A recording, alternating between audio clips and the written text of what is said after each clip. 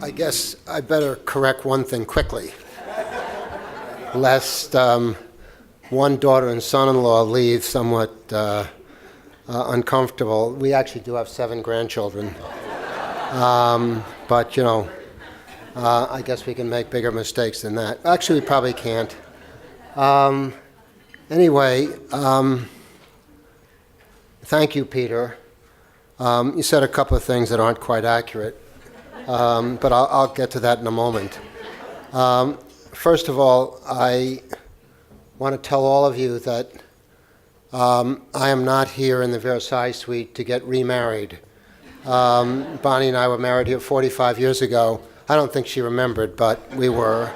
So this has definitely got a special place in our heart.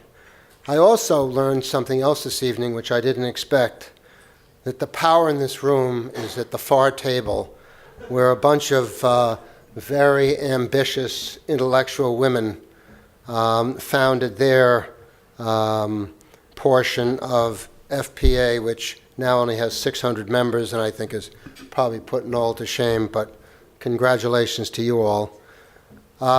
Max, thank you. You've taken us on many tours in the world of philanthropy and Bonnie's Foundation, and thank you for participating here tonight. So, Peter, you really are my boss, but I have a lot of them in this room, and it's been a pleasure to work for you as chairman of the Board of Trustees at Mount Sinai, where you've done a spectacular job in the last 13 or so years. But I do want to say one thing about Deborah Gillis. Our relationship dates back to one telephone call and a 3-minute discussion when we recognized each other by our pictures earlier in the evening. But I did read a lot about you, and the ambassador, I think, summed it up, and I'm not going to try and improve on that, except to say that your passion for what you do is something that I share. I can't tell you that I've accomplished anywhere near as much as you have in that space, but I have great admiration, and we have clearly in our country a long way to go in order that you achieve the objectives that I think you're entitled to, and women in the workplace are as well. So I would just like to say thank you as well. So to the staff of FPA and my valued assistant Lisa, thank you. My colleagues at Ramius and Cowan, none of us ever stand up here without your support. I think Peter thanked my family, and I will do that again, because you can never thank your family enough, some of whom actually came from Denver to be with us here tonight. One came from Pittsburgh, but it's wonderful when you have such family support. And so now I have to disagree with one thing you said, Peter. You described me as funny. Let me tell you something. I've been described a lot of things in my life. One of them isn't funny. So I tried. I got advice from so many people in our firm. I was told by my family, please, let it all hang out. Try and be funny. And I said, you know what? I think we should all aspire to do things where we have some reasonable chance of success. So I am not going to try and be funny, because I will fail. Anyway, I too am greatly honored and somewhat humbled by FPA to receive this award, and thank you, Noel, for your support. Daisy Soros, you are a person to whom it's extremely difficult to say no. And so I didn't. But actually, that's a good thing, because today the nonpartisan educational mission of FPA is more critical than ever in the United States and around the world. When I was approached by FPA, I was flattered. What do I know about foreign policy, I thought to myself. Then I took a slightly different tack. I thought about the complexity of bringing disparate groups together in our own country. I think that's been a challenge since the days of our founding fathers. But at least we have the advantage of living in the same country with the same government, I think, and also the same set of laws. I quickly realized that this line of reasoning, however, that I was pursuing was about to fall apart. Foreign policy is not about governing.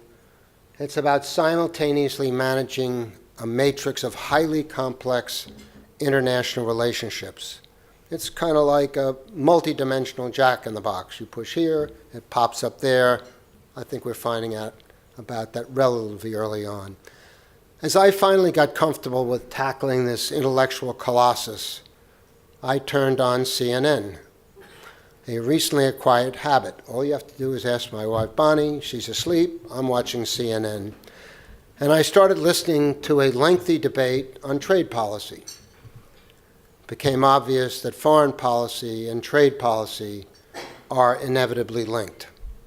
I quickly reached for the bottle of Tylenol, but it was too late. I was hooked. I was fascinated by the challenge of FPA's nonpartisan approach to foreign policy education and the added complexity of trade policy. I'm dyslexic, though, and how I'm going to read everything that I have to, I'm not sure yet. But that was in September, and as we often hear, that was then and now is now.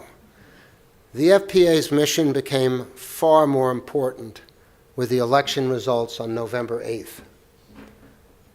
Whether one likes the outcome of the election or not, it became clear that most Americans have a limited understanding of the nuances of foreign policy and the added emotion and numerous complexities of foreign trade.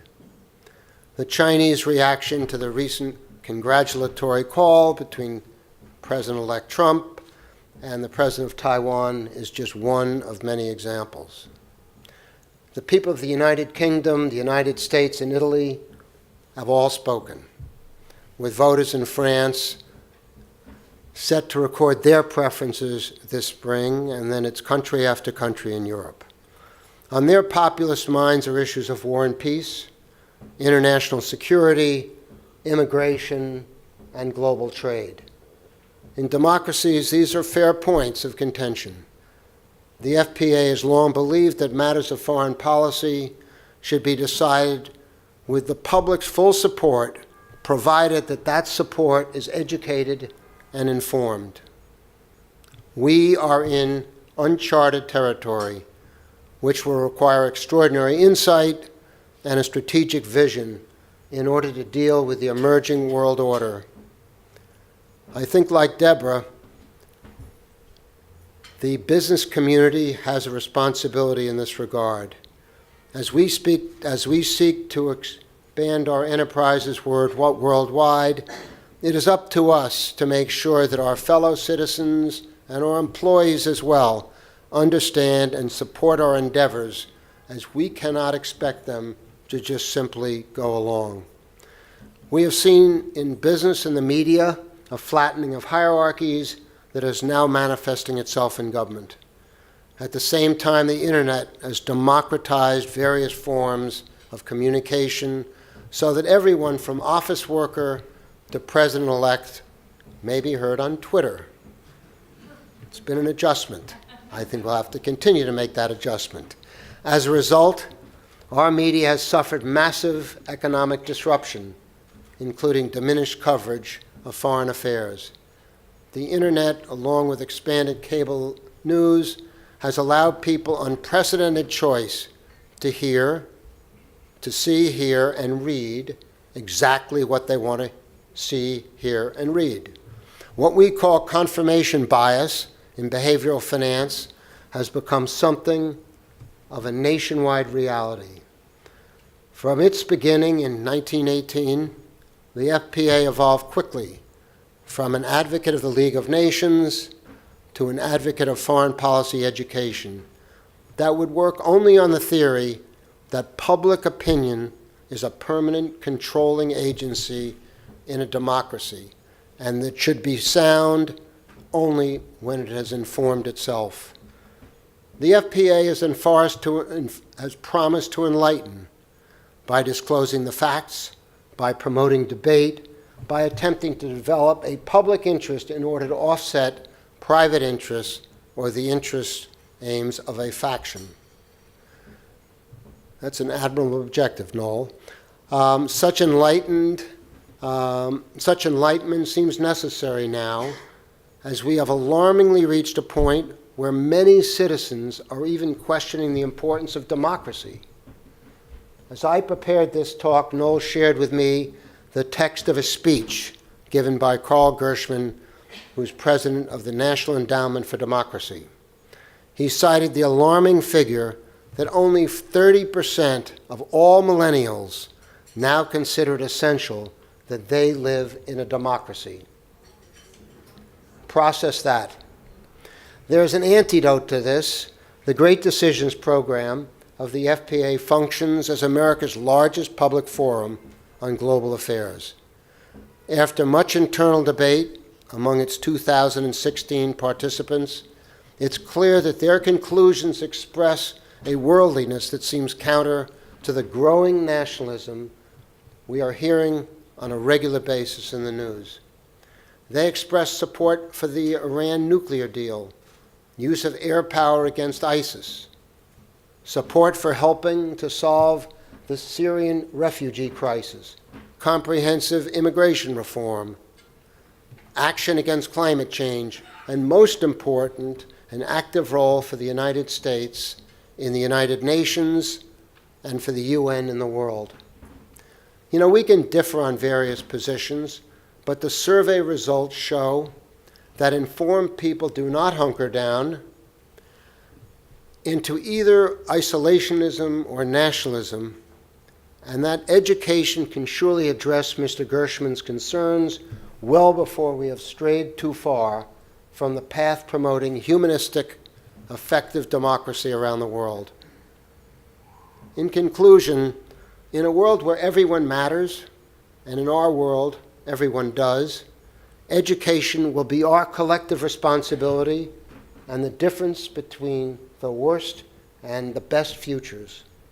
Successful education best defines the mission of FPA, and I'm honored to stand with you this evening in delivering that message. Thank you.